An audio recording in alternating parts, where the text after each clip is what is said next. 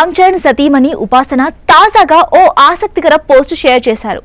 హైదరాబాద్లోని Nehru zoological park బృందానికి ఆమె ధన్యవాదాలు చెప్పారు. జూలోని ఓ ఆడపులికి తమ కూతురు క్లీంకార పేరు పెట్టినట్లు ఆమె తెలిపారు.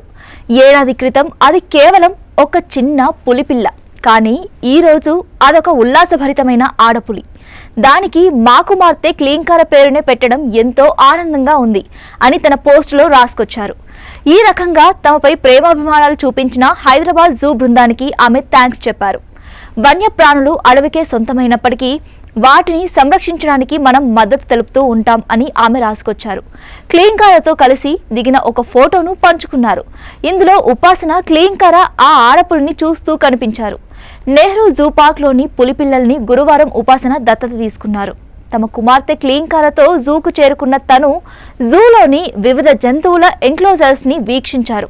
అనంతరం zoo park director doctor Sunil అలాగే ఎస్ హిరేమత్ ను సంప్రదించి పులిపిల్లల్ని దత్తత తీసుకుంటున్నట్లు తెలిపారు.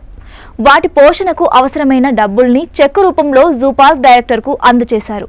ఇవాళ క్లీంకార పుట్టినరోజు, పాపకు 2 ఏళ్లు. క్లీంకార పుట్టినరోజును పురస్కరించుకొని హైదరాబాద్ జూ పార్క్ బృందం జూలోని ఒక ఆడపులికి క్లీంకార పేరు పెట్టింది.